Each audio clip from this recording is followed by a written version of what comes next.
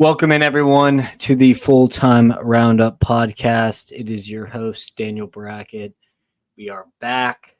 It's been a long summer, a fun summer, a lot of adventures. I'm joined by Harrison Clark, my good friend and frequent guest and contributor. Harrison, are you ready? It is Thursday night, August 15th. Tomorrow is the first game back in the Premier League. On a scale of 1 to 10, how excited are you? 10 straight away. You can't really, I don't think you can argue with that. It's been too long. Even though we've had a summer full of soccer, I'm ready for the club games to get back going. We had a little taste of it today with some La Liga, but I don't know. Something hits a little different about that first day of the Prem, that first Prem weekend, so I'm fired up. I'm going to be like a kid on Christmas, Saturday morning at 7:30 a.m., watching Onyx Slot's first game in charge against Ipswich. Full disclosure, I've seen the goals, have not watched a preseason match yet. So I've heard good things. I've seen clips of what slot ball can look like. So, it's going to be a big surprise. I've taken almost a pretty big hiatus from watching soccer other than MLS this summer. And obviously the Euros I watched to completion as well as Copa America. But once that ended, I just wanted to give myself, a month of just a break before I just binge soccer for 9 months out of the year. Which I've already accepted. I will be doing that. So we're going to get into a lot of different topics today.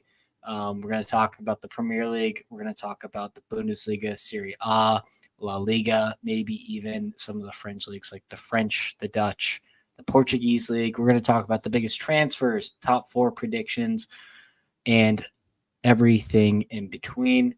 So let's go ahead and get started, Harrison. Starting with the Premier League.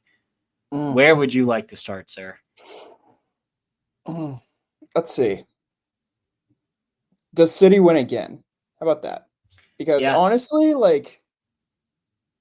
this feels like the year they don't, but at the same time, I have this thought in the back of my head that this could be Pep's last year at City.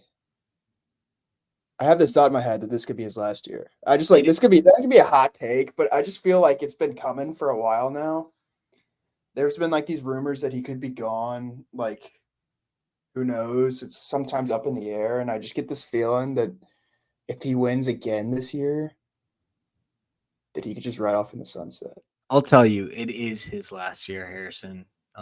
The council came out, and they are going to be doing the 10-week investigation starting in September or November, and it will end in early 2025. I think that, Kyle Walker, KDB getting up there, probably going to leave in the summer. A lot of their players have been tempted to off-season moves.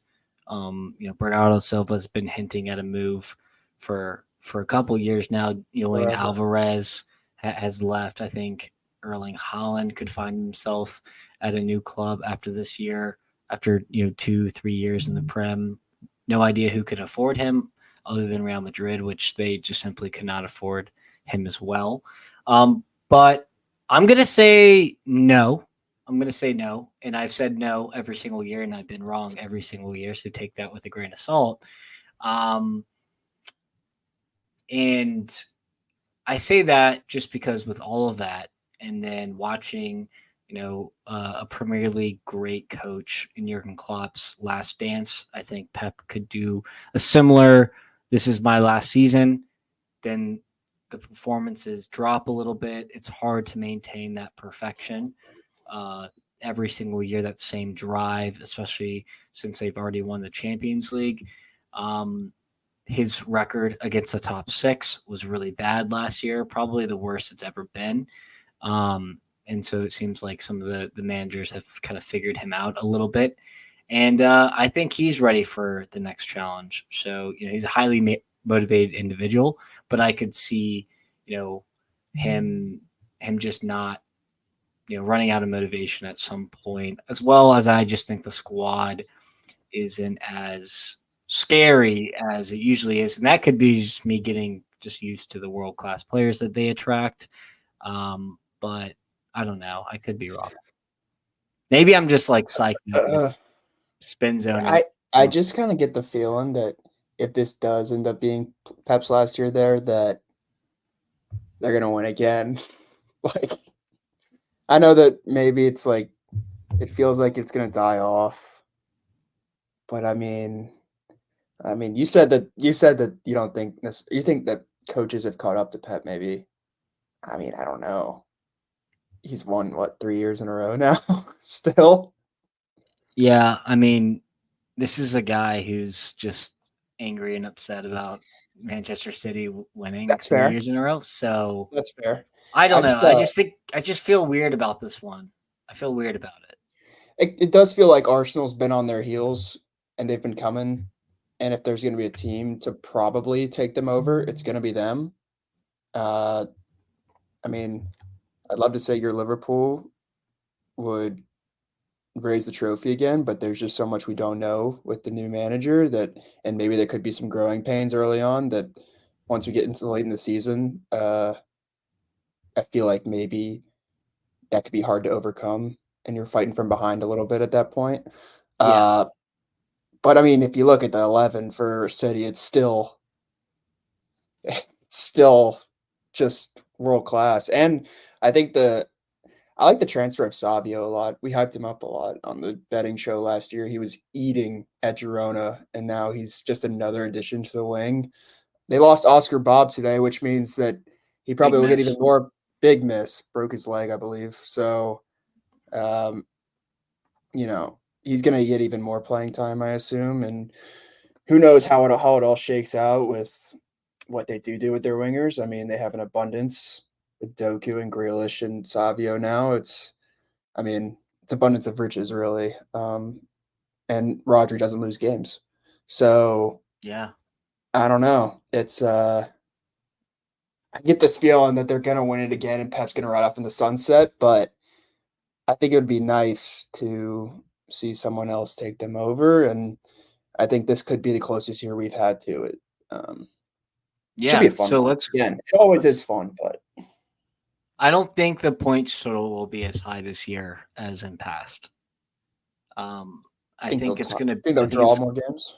I think it's gonna be whoever the wins the Premier League will be in the high 80s, which we've seen 90s more often the last 5 years, which has never happened before. I'm thinking mid, 85 to 89 is kind of the range that I have.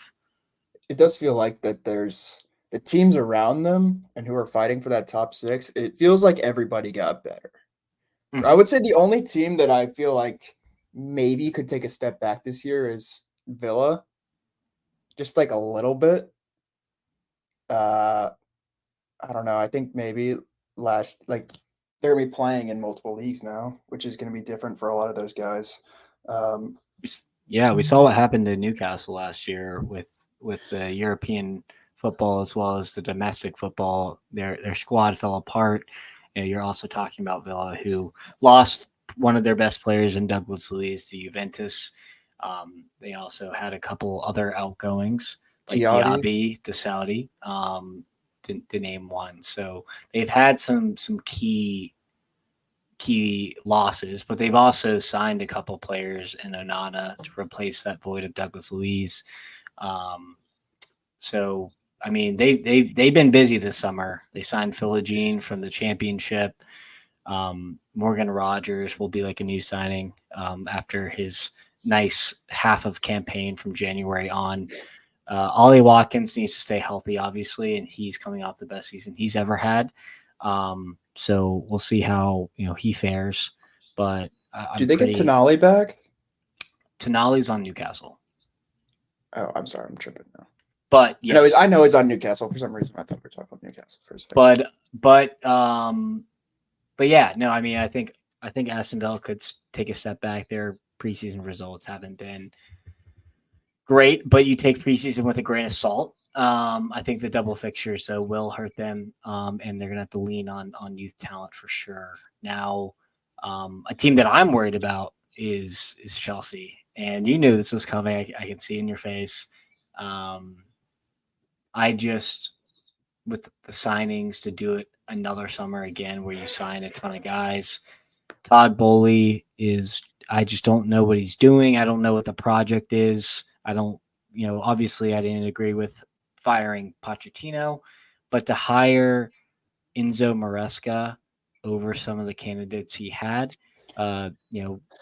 Maresca ball was very gorgeous in the championship, but then he almost choked like a 15-point lead in the championship. So I can't imagine how that's going to translate to the Premier League. Feels like a lot like the Zerbi ball. He's going to commit to how he knows to play. He's a Pep disciple. So it might be prettier soccer than once before, but does Chelsea have the quality to play that style, especially in the back line? That is what I do not know, Harrison. I would say that is the biggest question mark. I think getting Wesley Fofana back is massive.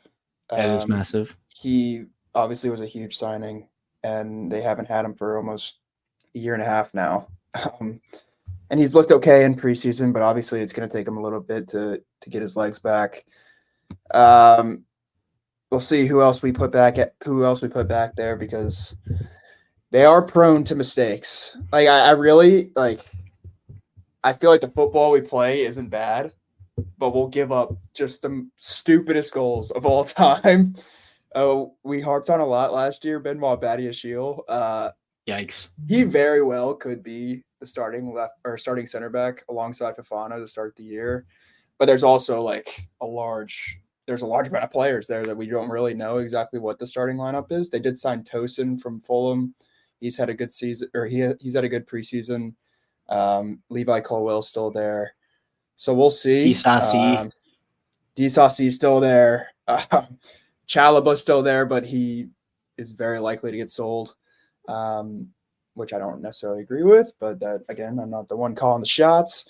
I think, defense is a big question mark. Obviously, Marc Cucurella had an insane Euros, so I think he's probably locked in at that left back position. And God, can Reece James please stay healthy for 1 year? Who knows? He's already gotten injured. He's off to a terrible start.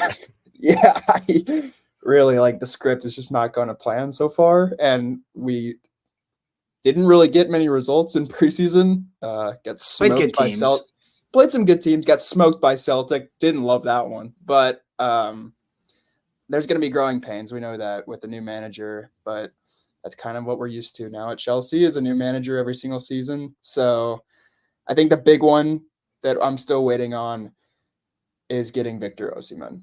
I think there's a very high chance that Chelsea signs him, and if we sign him, then I think that changes a lot, and could be the final piece to getting us back into Europe.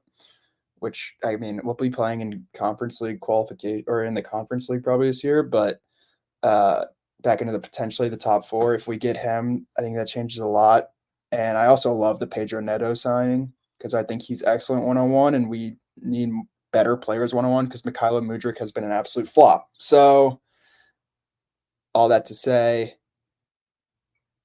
gotta sell a million more players and get that squad size down to like 25, please, because it's like 40 right now. Yeah, you gotta get like 6 goalkeepers off your books at this rate. Yeah, no, I actually like the Pedro Neto signing, probably the only signing that I liked. But at the same time, you mentioned Reece James can't stay healthy. I mean, this guy, Pedro Neto, he's so good when he's healthy. But if you look back at the last 3 years at Wolves, I mean, the guy has missed in like game after game with injuries. He comes back for 5 games, has a load of goals and assists, and then has like a hamstring and is out for 3 months. So, if you can keep him healthy, that will definitely help, the cause there. And then obviously Victor Osimhen completely transforms the squad in terms of in terms of what you can do up top, scoring goals was a big problem last year. Nico Jackson still had a pretty good year statistically. He's kind of an anomaly, like Darwin Nunez is in that respect. But when you have that many players on the roster, it's got to be brutal. It's like having a training camp OTAs for the NFL and you're cutting like 30 guys. Like it's going to feel like that on deadline day with Chelsea. You're just going to be shipping guys out left and right. And I just don't even know how there's no trouble with the FFP at this rate. Because we sell so many academy players. Yeah, that's pure profit. Yeah, I mean, we're not bringing anything, or we're not giving anything to get those guys, and we just sell academy players every year. So our profit actually ends up being even, which I think is a little bit of a like. Everyone wants to say that Chelsea's just so stupid for buying all these stupid players, but also at the same time, like typically each year we're close to net profit, or about net profit, because we're selling all these academy players and making some of it back. Not to say there isn't stupid signings in there. Like I mean, you shelled out $20 million for a Boca Juniors center back who's played like 3 senior games. It's all about the future, Daniel. You got to understand that. Wild, just throwing darts at a board. But anyways, that's kind of my end of my Chelsea rant. I actually didn't hate Chelsea last year. I kind of felt bad for Chelsea, especially seeing you and Matt kind of suffer through the season. I mean, a part of me enjoyed it a little bit, but when it came back around when Liverpool was playing bad, I got the same energy. So I kind of learned my lesson there. Tough game to start out with Manchester City. That first game, Pep versus Pep Disciple, will tell us a lot about Chelsea's ambitions this year. But let's go ahead and what's up? I want to say also, I think there's going to be a massive year for Christopher Nkunku. He's been our best player in preseason, and he can just stay healthy. I love Christopher Nkunku this year. And if we get the partnership going, if we do get Osimhen, Nkunku, and Palmer could be special. I'm just going to throw that out there. We'll have to see. Basically, the moral of the story for Chelsea is do not be Hospital FC. And that is asking a lot from these guys. Now, top 4 predictions.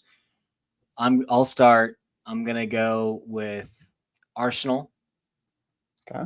Which I hate saying because shock the world, please. They still don't have a number 9, really, in my opinion, an out goal scorer. Maybe they make a deal on deadline day or after Killer this podcast. I'm not believing in Killer Kai. I certainly don't believe in Gabriel Jesus. I'd like to see Gyökeres in the red if I'm an Arsenal supporter. Number 2, Manchester City. Number 3, Liverpool. No signings, no problem on a slot ball. Right. And then number 4, I'm going to go with Newcastle. Okay. Didn't know where you were going to go there. Sandro Tonali is back. Bruno Guimaraes from right now is still a Gordy. And then they have Alexander Isak up top. So I feel pretty good at where I'm at. If they can stay healthy, Eddie Howe, please don't prove me wrong. How about you? City's going to win again. Arsenal will get second again. I have Newcastle third. Let's go. I love them this year. Especially they're not going to be playing anything else. Like, if they stay healthy, they're going to be a serious problem. And I think Isak legitimately could get to 25, 30 goals this year. Yeah. And then I'll go Liverpool fourth. This is my unbiased version. God, if Chelsea could sneak in there, that would be amazing. But I think we'll be fifth or sixth and play Europa alongside Manchester United. Who's your dark horse to crash in the top 4 that we didn't name? Mine's horse? West Ham. Julian, okay, I was gonna say West. West Ham. I jumped in because I didn't want you to take mine. They have absolutely cooked signing Max Kilman. They've not only do they have James Ward-Prowse, Suchek, they signed Guido Rodriguez. They have Edson Alvarez, who's injured right now. So that's a Somerville as well. Paqueta, Fulkrug. I mean, they literally just had Moyes dip, and then we're like, all right, let's go shopping now. Got a feel for Moisey a little bit there, but West Ham, Julian Lopetegui, he's been kind of all over the place. But if you can get these guys going with the bubbles as well, which we talked Oh about at length last year, God. oh man, God, they're Yeah. gonna start Yeah. appearing. Don't get the London Stadium purring with the bubbles. That place could be an absolute problem. But if you were gonna take West Ham, that's fine. I'm gonna take someone else that, and this is just impending on not. What do you think about Spurs? That's where I was kind of going here. Tottenham Hotspur. I wasn't really feeling Tottenham until they signed Dominic Solanke this week. It's a game changer. They finally filled their number 9 position because Son, I'll tell you right now, is not a number 9. You have him on the left. You have either Kulusevski or preferably Brennan Johnson on the right with James Madison or Lucas Bergvall at the 10. I feel really good at where they're at. They're going to concede a lot of goals, but with Solanke up top, how he played last year, I think they're going to score more goals than they did, which is kind of hard considering they were, pretty prolific.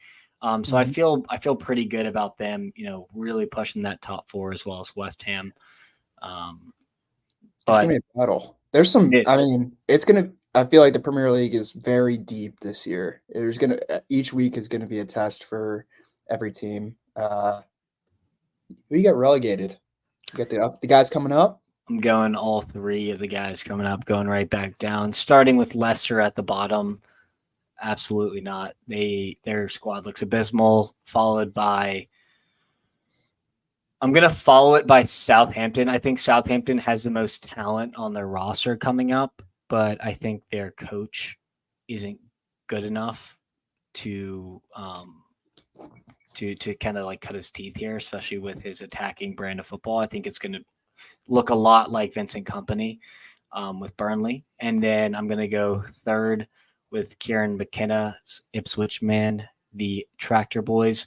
I think the only thing that will cause them from being an embarrassment is how good of a coach Kieran McKenna is. I'm really excited to watch Slot versus Kieran McKenna in the opening match, but they had one of the lowest budgets. They're kind of like a Luton. They had one of the lowest budgets in the championship, back-to-back promotions by the grace of God. Somehow, they were able to get promoted. And, this could be a long season, but we said the same about Luton last year, and they kind of surprised us at times. So, I think Ipswich will be that surprise. Maybe they'll flame out late. But, I think Kieran McKenna will do enough to not only salvage his reputation as a manager, but he'll actually probably leave Ipswich at the end of the season for a transfer fee because he signed an extension, and then he'll go coach, a mid-tier team or maybe a team pushing for the top 6. How about you? I'm kind of with you. It's hard for me to put anybody below them. I mean, I would love to see Ipswich kind of like Luton, like you said, like at least challenge teams to get out of there. They did get Calvin Phillips on loan today. Hasn't played in forever. That's not who knows what he is anymore. And they also have Amari Hutchinson, who was on loan from Chelsea until they finally signed him. He scored double-digit goals last year. He'll have a chance in the Premier League to show what he's capable of. But I'm kind of with you. I right now I can't pick anybody else other than the 3 that came up.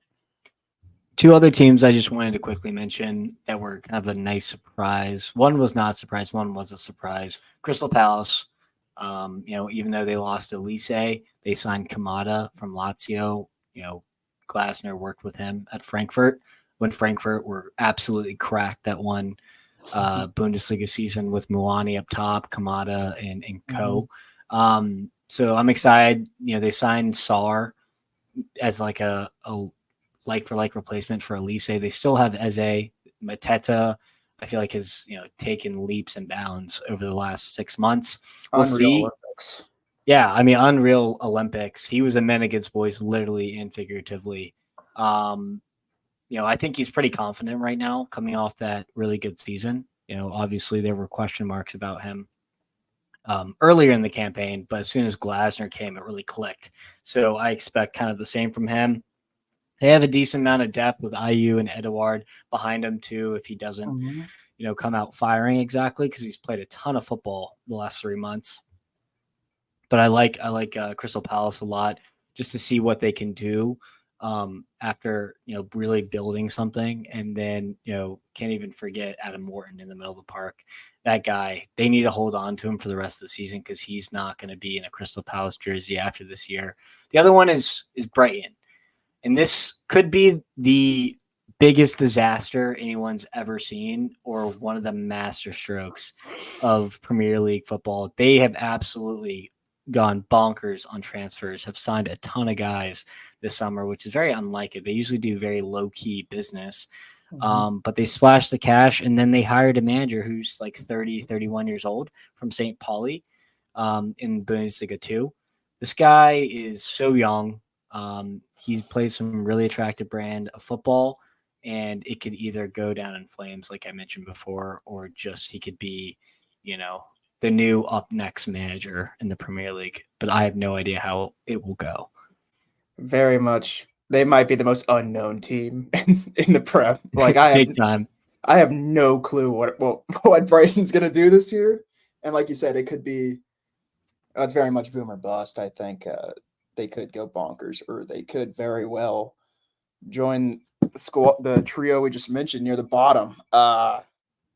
And a lot of these transfers, I'll be honest, like I got no clue who these dudes are, but they brought in a bunch of them. It sounds like Chelsea loading up their youth system, but I got a feeling that most of these guys might be playing for Brighton, so Yeah. we'll see. I don't.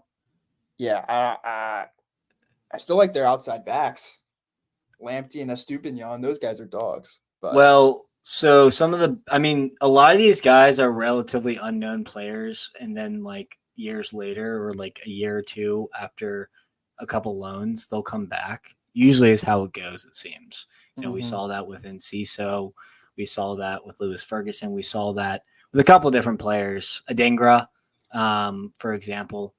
But they signed Mente, um, this Yakuba Minta. He was on Feyenoord last year, and he's been on fire on preseason. I've seen his name a lot in the score sheet. João Pedro was, had a pretty good season last year. Matoma had some injury issues, so hopefully he can overcome that. Adengra was like a breakout player last year, so we'll see how he kind of fits in. Um, a signing that I absolutely loved was Brahan Gruda. They got that just across the line. He came from Mainz. He was one of the best players for Mainz last year. He's Love mines. super young, 20 years old. Was the number 10, had 4 goals, 3 assists last year in the Bundesliga. Really helped Mainz stay alive. Carlos Baleba. I mean, I've already talked at nauseum about how much of an interesting prospect he is. And then Mats Wiefer, another kid from the Dutch league, from Feyenoord, who came in to replace Pascal Gross, which is a big miss. And so, Big who's transfer fee. big transfer fee. And then Kadioglu, like I mentioned before, just signed. He was one of the best players of the Euros for Turkey, and he will play that right back position over Lamptey, I would imagine. Estupinan's injured right now, so maybe Lamptey Yeah. starts out on the left. But I would say Lewis Dunk, you know what you're going to get from him, and then they just is Van Heck good enough as that pairing. And how risky of a football are they going to play? Are they going to play the same style as De Zerbi? Are they going to be a little bit more practical? We'll have to see. But very interesting. Valentin Uh, Barco's exciting too. yeah, yeah. I mean, we know his brother from Atlanta United back in the day, but he's one of the hotter prospects out of Argentina. Played a little bit this, you know, played a little bit last season. Now they did sign Kadioglu, so maybe that hurts his chances in with the Stupinian getting regular game time. But maybe he gets thrust in the limelight like Brighton youngsters usually do, and he thrives. So um, enjoy talking the Premier League. It feels like we're already back. Um, Now, what would you say? We've already covered a lot, but what would you say your biggest signing of the offseason was so far? Biggest signing of the offseason. for the Premier League specifically. While you think, I'll go ahead and go. I think Solanke to Spurs is huge. I think That's that's the one. That's the one I most had on my mind. I mean, there are a couple like other ones that are like I mentioned Savio earlier. I just think he's nasty. And but again, like Man City's squad is so deep that you don't know how much impact he's actually going to have. Plus, will Savio be able to do the things he did at Girona under Pep Ball? Which Right. what we saw what happened with Pep Guardiola, or sorry, with Jack Grealish under Pep Guardiola. So, completely night and day difference. I mean, there's definitely there's other signings that I'm like very interested to see how they work. Like Fulkrug at West Ham, if he can go bonkers like he did at the end of last year at Dortmund, like that could be. And even with Germany at the Euros, he played super well. So yeah, I mean, he could be a real difference maker. But yeah, the big one will be USMNT to Chelsea. That will eventually be the biggest signing of this transfer window. It is Harrison. Here we go. Now, lock it in, Fab. We'll go ahead and move on to the Bundesliga. That's usually what we cover next. We'll cover this more briefly, but let's go ahead and talk about top four. I'd like to hear your predictions starting out. Don't know why my headphones just cut out, but top four, Bayern, I think are going to be back this year. I love the Michael Olise signing. He's so nasty.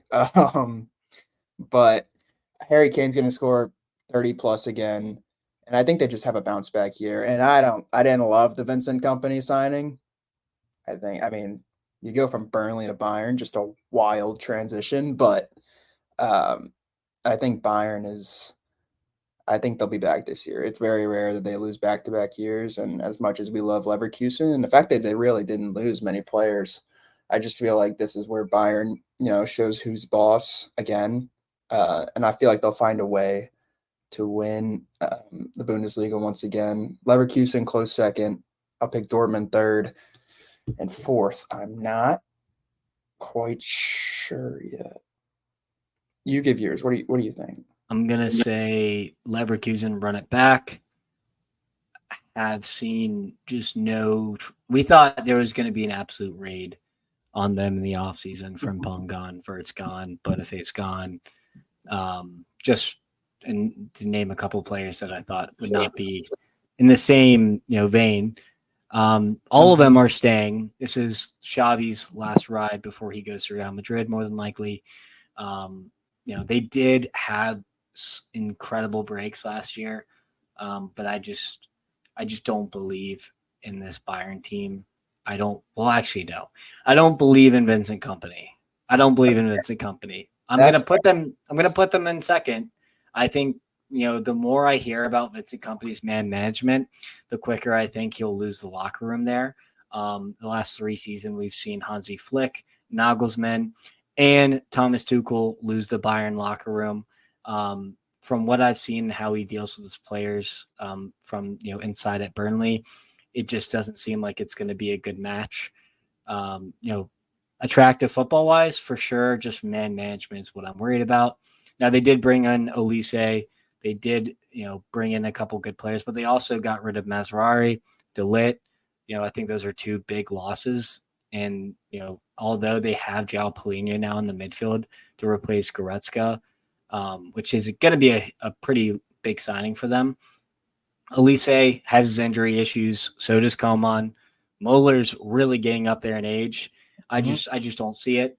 But I still think they finished second. Now third, I'm going to go with Borussia Dortmund. I hate picking this. They got rid of Terzic, which is what I needed. Hiring Sahin is super interesting. Have no idea. Boom or bust, like we mentioned before. But they did sign Bayer. They signed Jan Kuto. They signed Pascal Gross, and they signed Sehu Guirassy. So they have absolutely cooked in the offseason. Absolutely cooked. And Anton from Stuttgart. So they had their center back to pair with Hummels. They have their midfielder to replace Sean with Pascal Gross. and they sell Fulkrug for a profit. Haller's probably out of there, and then they signed 2 strikers. So we could see like a 3-5-2 going on with some wingbacks, which explains why they signed Jan Kuto on loan. And I think Siri or Yuri Sahin plays good football, and we could see a really good Dortmund squad. Now for number 4th, I think it's a no-brainer, and they could lap Dortmund here. Is RB Leipzig. RB Leipzig is always in contention, and Marco Rose seems to mess it up every single year. Xavi Simmons, huge signing to get him back on loan. Still have Sesko. You lose Olmo, which is big, but Olmo hasn't. It's not like he's been playing 30 games every season for you, anyways. So you're gonna have to replace him. But Baumgartner, I think, is still there's a good player in there. Rosa just has to give him time, and I think he'll have more time to get some games under his belt. So I'm going to put Leipzig at 4th. I agree on Baumgartner. He plays so well for Austria that it's like at some point he's got to show it for club, right? Exactly. I feel like Danny Olmo's like starting to get into his prime now. Like he went off at the Euros, and I just feel like with the kind of form he's in and the way he's going, that he's going to be great for Barcelona. I feel like that's a big loss, but Xavi Simmons is also an absolute stud, and he can do plenty of things and help this team in plenty of ways. So I kind of agree that they'll be 4th. I mean, I just don't feel like talent-wise there's anybody else that's going to necessarily match up with them to be able to claim that 4th Champions League spot. Yeah, the rest of the Bundesliga genuinely have no idea how that's going to shake out. I mean, I was taking a look. I'm intrigued on Hoffenheim just for the sole fact that they have an American coach, and he, finished 7th last year, and that was promising. So, I'll definitely be keeping my eye on them. Frankfurt. Oh, actually, I take that back. Frankfurt. This window has cooked. They fired Glasner, absolute fire sailed their entire team after going far. I think it was Europa League or Europa Conference League, and they really struggled last year. But they have Itakike, however you say that guy's name. Sorry. They signed a Hoyland brother, which is super interesting. But the one guy I have my eyes on is Sean Uschun. He was from Nuremberg in the Bundesliga 2, 18 years old. He had a really good season at Nuremberg with 19 goals and 3 assists last year. Only 18 years of age, like I mentioned, Turkish talent. I think he could be a really interesting signing for them, and I think they're really trusting the youth here. I mean, they're signing just all these young kids like it's career mode. So obviously it could go pretty poorly, but if they trust the youth and it works out, then we could watch some pretty interesting football being played out. But that's about all I got. Timothy Chandler is still on that team. Yeah, he's a locker room guy. Apparently, he's just glue guy. He's a big glue guy. He will never play in a Frankfurt shirt ever again, but he might still be on contract for a year or two. But that's about all I got for Bundesliga. Moving on to La Liga. We know that we just watched the Super Cup. Real Madrid beat Atalanta 2-0. They looked okay. It was, Mbappe's first game in a Real Madrid shirt. He did bag the second goal. They look a little bit top heavy. So I'm a little bit concerned with the chemistry there, as I'm always with a bunch of Galacticos. But if there's any manager to figure out, it's Don Carlo. And I think they're going to absolutely walk away with this title for a second year in a row, which hasn't happened in the league of history in a pretty long time. Yeah, I'm right there with you. They're just the talent on this team is just disgusting to look at. Like, it's not fair. And to be fair, like their first half against Atalanta was kind of disgusting to watch in a worse sense. They did not look great. Again, it's like technically still preseason, but with the trophy in the line, their first half was pretty bad, and they were kind of getting passed around in the first half. And then they kind of kicked it into gear, and it was all Real Madrid second half. I think they'll figure it out up top. It's going to take some time to get the chemistry right between Vinny and Mbappe and Rodrigo and Bellingham. I mean, sickening stuff they have going on there. But I think that Toni Kroos will be a big loss for them. They're going to miss him in the midfield. And I feel like they need that experience, which is why it's massive that Luka Modric is still there. But again, like, I don't even think this will be a race. I think that it'll be over pretty quickly, unfortunately. I like Barca's team. I think they'll be a clear second still, but Madrid are just so loaded that you can't not pick them to win it. I get that. For years, Real Madrid's like how they play don't make sense. They get outplayed actually quite frequently and still win the game. And then you add Mbappe to the mix. So no back-to-back winner since 17 and 18 Barcelona. Yeah. So, and for Real Madrid, it's been even longer than that. I heard some stat on a podcast that I was listening to. But in terms of 06, 07. 06, 07, so a very long time. When it comes to Real Madrid, I feel really good about them in La Liga, but I do not like them in the Champions League, if that makes sense. See, but then you know how like contradictory it is because they just do the Champions League. They just like win every time. So it makes no sense. But that's how I feel, and I feel like they're not going to win it this year. Okay. I can't tell you who's going to win it because PSG looked terrible. Bayern looked terrible. Real Madrid looked. I mean, I just think Real Madrid. I'm not convinced by it. We could see an English team win it this year. I mean, hell, Inter Milan could go on a run, but yeah. And then in terms of finish, you said Barca with a close second. What's your third and fourth? Let's go with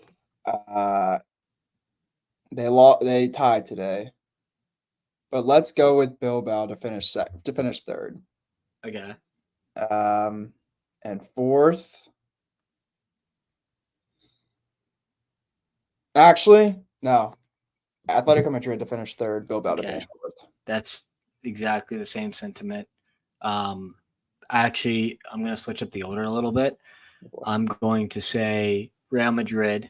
I'm going to say Atletico second, Barca third, Athletic Bilbao fourth. Girona, what a story it was. They've fire sale on that team. Dubovnik gone. Alex Garcia, the midfielder, gone. They started two 34 and 36-year-old center backs today. Woof.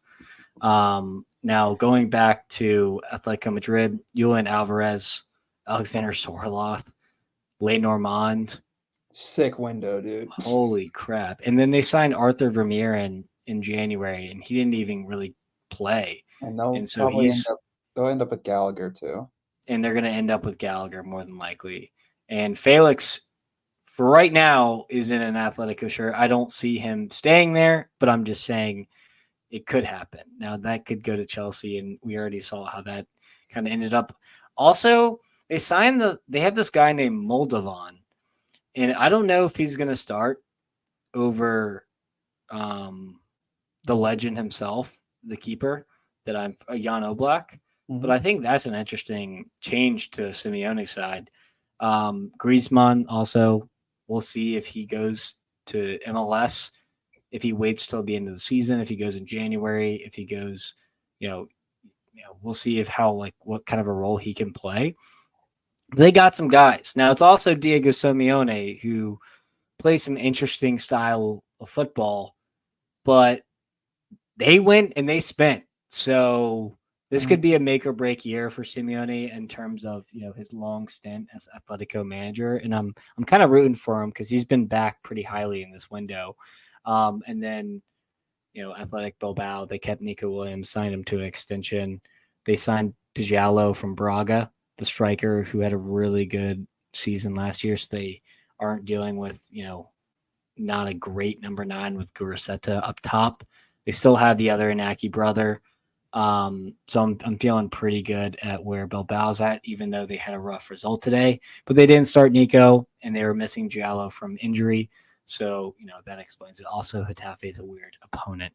Obviously, Mbappe is the biggest signing in the transfer window, but I think, if we're naming a second team, I would say Atletico Madrid won the transfer window. And I'm really excited to see what Hansi Flick kind of does with this Barca team. Xavi trusted the youth. He played so many 17, 18, 16-year-olds. Is Hansi Flick with a hand tied behind his back with the board and signings, who is he gonna lean on the youth like he did with Musiala when Musiala had one of his best seasons, in a Bayern jersey? I hope so. Dude, they got some nasty young players. I Lamar, mean, Yamal. Gavi I is think. coming back from injury. I mean, he's been playing a lot, but Balde at left back is disgusting. Like, they have some seriously good youth, and then you throw in the new signing of Olmo, and the experience of like Gundogan in the middle with Lewandowski already up top. Like, I actually really like this Barcelona team. They're just not Real Madrid right now. I think if Madrid don't make that signing of Mbappe, which is obviously a massive game changer, like I think that this comes down to probably the last weekend. Like I think that Wow. highly of this Barcelona team and the youth that they have, but yeah, it's still good enough to, in my mind, to easily get second. I think Barca are going to be one of the best watches in the Yeah, entire I think it'd world. be fun. I Hansi plays just a fun system. I agree. I just don't, when you're relying on 16 to 18-year-olds every single week, I just I just see that that's a big area to drop points, and this is kind of like a Barcelona rebuild that's been in the making for several years. Now Lamine Lamal is starting to announce himself as world class. Let's not even deny it. And then you really need Pedri and Gavi not to be hurt. And Yep. Barcelona got wrecked with injuries last year. Can he look himself coming back from injury? Can Pedri have a full campaign without a major injury? He just keeps. I mean, he got unlucky with the injury in the Euros with a bad Tony Cruz challenge. But then you got Fermin Lopez, who was the best player for Spain at the Euros, or sorry, at the Olympics, and you also saw Kubarsi starting on that roster.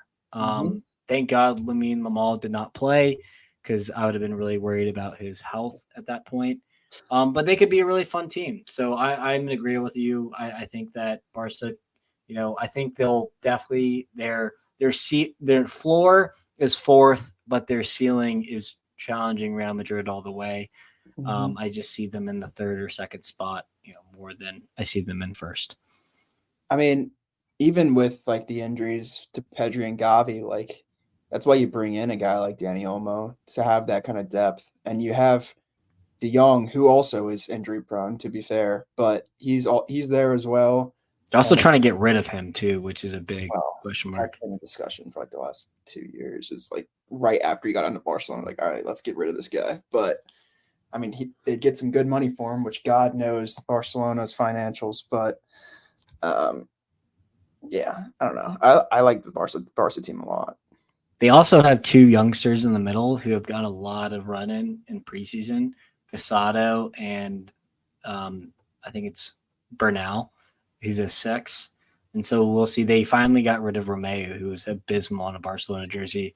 So we might even see even more Barca youngsters kind of break out this season. There was like some winger who kind of broke out in the preseason. I can't remember his name, but Xavi or Hansi is going to be rocking with a U21 squad this year, and it is going to be fun. Now, we have a couple minutes left. Let's go ahead and dive into Serie A. Honestly, probably the second most league I'm excited for. I said that terribly, but Really? I am really pumped for Serie A. I'm not going to lie. I mean, you All got right. the likes of Inter Milan looking to repeat. You got AC Milan getting rid of Pioli. But, I think with a new look they could really challenge like they did a couple of years ago. Now you have Antonio Conte at Napoli, Fun. which is fun and scary for all Fun. opponents because that guy is a serial winner. People don't give Antonio Conte credit for how much he wins. He goes to a club and he wins. I I know give you him do credit. as a Chelsea ex-Chelsea legend. And then you got Thiago Motta coming into a Juventus team who's been underperforming for the last couple of years, but Thiago Motta took a team that was on paper not good and made them finish top 4. And then you have Roma, who have absolutely cooked in the offseason with the With De signings Rossi as coach. and De Rossi is the coach. He passed the eye test for me. Maybe this is the season where he gets found out. I hope not, because Roma, have done well. So probably the hardest top 4 prediction as well. Harrison, start us out. This is the hardest one. This is by a long there's shot. some good. There's some good teams in and Atalanta. Holy shit, Gasparini. Yeah, dude. Yeah. Who looked really good against Real Madrid. Your winners this year, AC Milan. I love their squad. I've already texted you about this, but like, I don't know. I think they're really talented. They were very good last year, but Inter was just godly. But I like their attack a lot. And then you have Teo going down the wing with a new coach, new energy. I like that. I like them to win this year. I'll take Inter second. Still extremely talented. I just don't think that they can repeat the sort of defensive performance they had last year. That's just really hard to do. Let's go with Tough one. Oh, man. We'll go Atalanta third. They're going to build on what they did at the end of last season. And then I'll take Napoli fourth and Conte. Wow. Conte gets them into the Champions League. All right, do top 6. I want to hear 5 and 6. Roma 5. Does that mean Juve 6? Not even? Maybe. Oh my God. Yeah. We'll say tentatively Juve 6. Wow. I'm not there with them, dude. I'm not either. I'm not so either. tired of Juventus. Like, even like betting on Juventus games last year. Like, no, I'll stay away. not. I'll absolutely stay away. I just can't with them. So I'll say they're 6th, but I don't even feel good about saying that. Yeah. So I'm gonna go Inter Milan first. Okay. Not only did you keep Lautaro Martinez and Thuram, but you signed Taremi as a free agent. You signed Zielinski from Napoli in the midfield to shore up that next to Kalahanglu. You have Fertesi as well. I mean, the depth that they're working with is absurd. Inzaghi's a fantastic coach. So I'm going to say Inter will run it back, but it's not going to be as a runaway Serie A as we saw last year because they had lots of green grass between them and second. So I'm going to go them. Then I'm going to go the other Milan club, AC Milan, in second. I think, getting the best out of Rafa Leao is going to be a huge must for the squad. Hopefully Christian Pulisic can kind of build off last season. And then you replace the 36-year-old Giroud with a guy who just bounces around, but the dude just knows how to put the ball in the back of net with Morata. I think he's going to have himself a season. He was playing for Juventus, went to Champions League finals with Juventus. He's cut his teeth in Serie A before. He'll do it again. And he just divorced his wife. He just captained Spain to a championship. And he just captained Spain. A lot of stuff has happened in Alvaro Morata's life here, but I just think he's going to have a revenge season coming here. Chelsea legend. If they actually do play Pulisic at the 10, which there's been rumors about it, then they have to have Chukwueze to come in and play well. That's the one thing. But they had guys off the bench with Okafor and Rebic who went and grabbed goals. I'd like to see more of Tajani Reinders this season. And then Musa obviously should probably play a little bit bigger of a role while they shore up their defensive side. Now, another tangent kind of gone. Third place, third place, third place, third place. This is where it's tough for me to kind of pick sides I here. feel like the 4 between Atalanta, Napoli, Roma, and Juve, like, It's tough. it really, like, honestly, no, just cut Juve out of that. Those 3 Yeah, could all finish 3, 4, 5 in any order. I'm going Napoli third. Okay. There's no reason for me to say that. They signed Buongiorno, which is hilarious. That's his name. He's a center back. And then they're probably going to lose Osman, but get Lukaku. Conte's worked with Lukaku. He somehow brings the best out of them every single time the two link up. So, him and Kvaratskhelia kind of having a bounce back season after a terrible Serie A, but in insane Euros. I think they'll just make an absolute run here. And then I'm going to go Atalanta fourth. Fifth will be Roma, but Roma's going to be breathing right down the neck. We could see, the last game of the season kind of coming down to who's going to be fifth, fourth, and third is how close I see it. I rate Thiago Motta a lot. They're pushing out the wrong people, in my opinion, kicking out Chiesa, kicking out McKennie.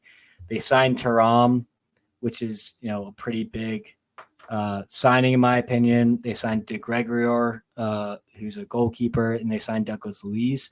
So some big signings there. They also got rid of some youngsters with Sule to Roma and Hoytson to Bournemouth.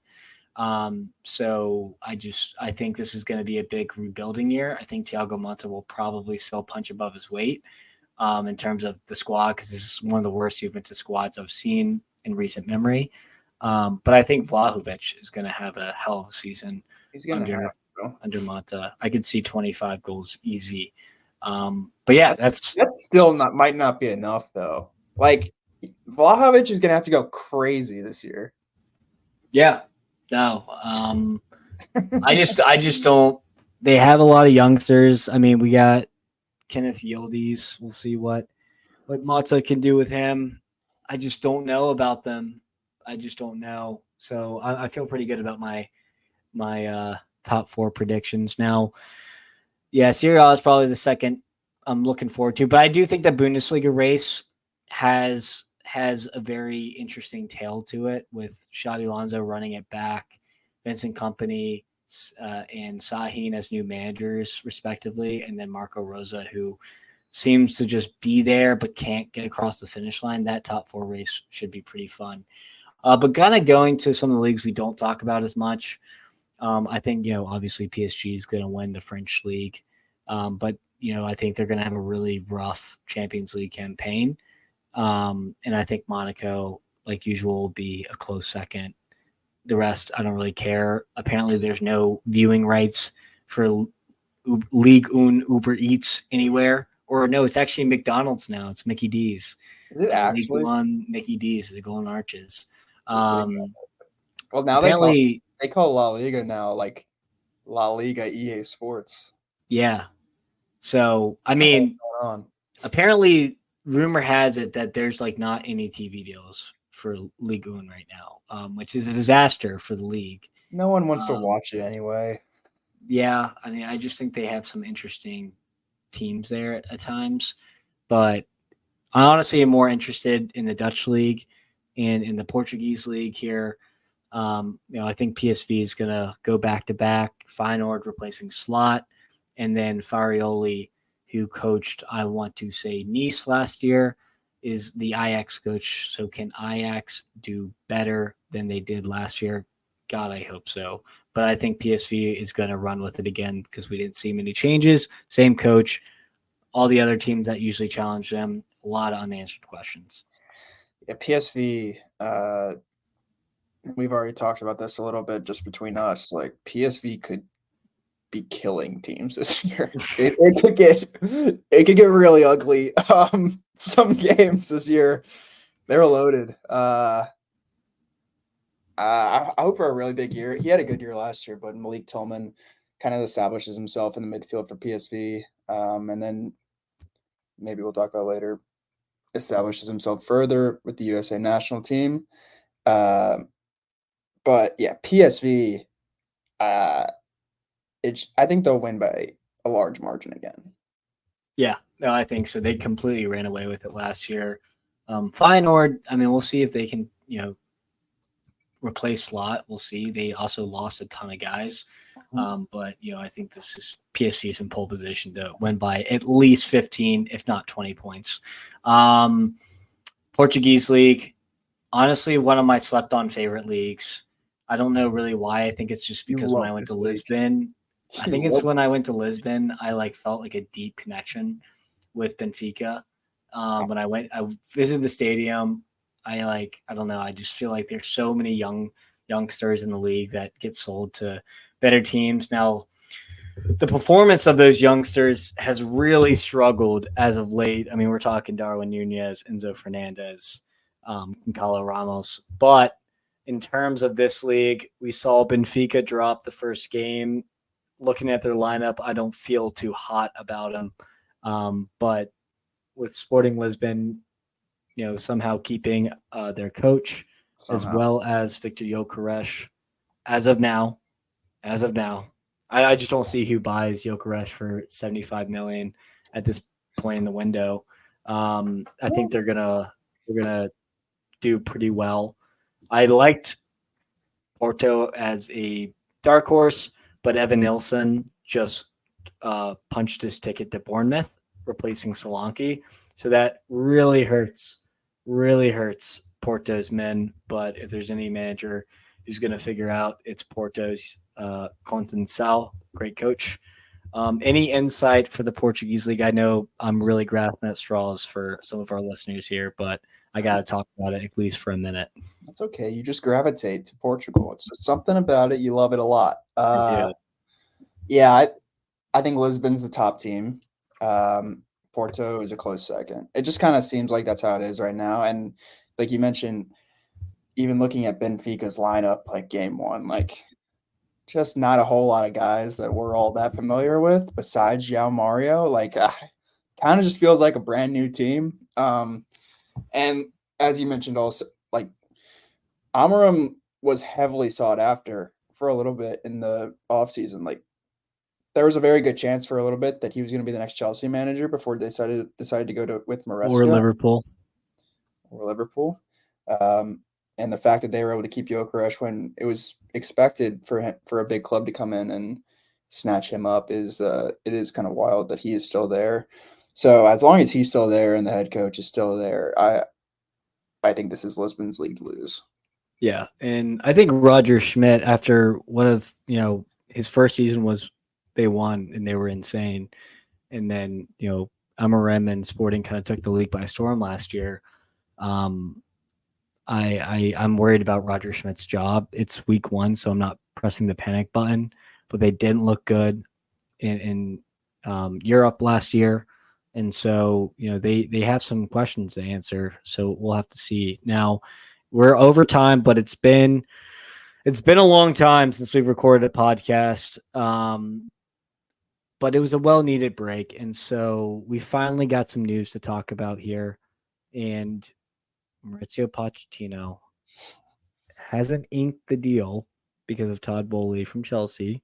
It's a here we go, though. He is the new U.S. national team manager. We got our guy.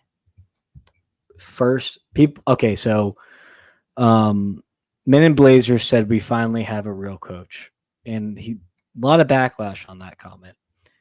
I think what he meant to say is we finally have our first elite coach. Bruce Arena, one of the all-time U.S. winning soccer coaches alive. He's a good coach. Jurgen Klinsmann's a decent coach. I don't think Greg Berhalter's a good coach, but we've had some decent coaches throughout the years and some teams that have been huge underdogs. So I don't want to disrespect any managers that we've had in the past, especially past or earlier than 2000 or early in the early 2000s, as we were toddlers at that point. Not to date ourselves, but Pochettino feels like the first hire that feels like an elite hire that can take a group of men who are good players but make them great and to push them. And I'm super interested to see who he plays favorites with and who he kind of cast out of this lineup.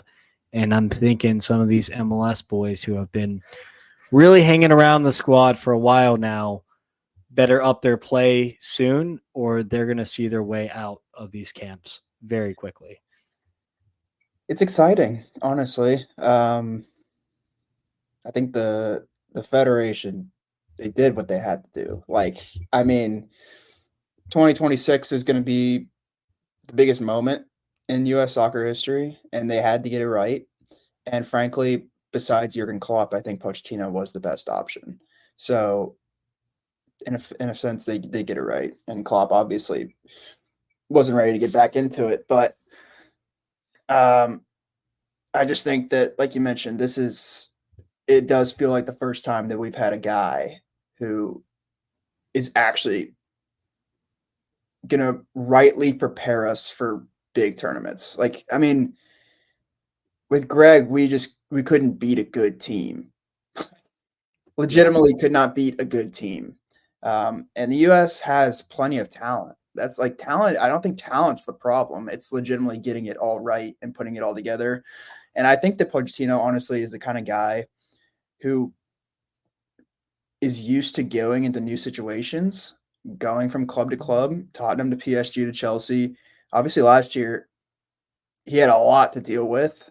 He had so many players that he legitimately, it was almost like over his head how many players he had to deal with, but it also probably prepares him, considering that he's now going to be looking at a massive pool of players and trying to figure out what's the best team here, which is something exactly what he was doing with Chelsea. So I'm really excited. It's interesting that we kind of have a Chelsea wave coming to the U.S. Emma Hayes leads the women's team to Olympic gold. Former Chelsea women's manager, and now Mauricio Pochettino is going to take the men to glory.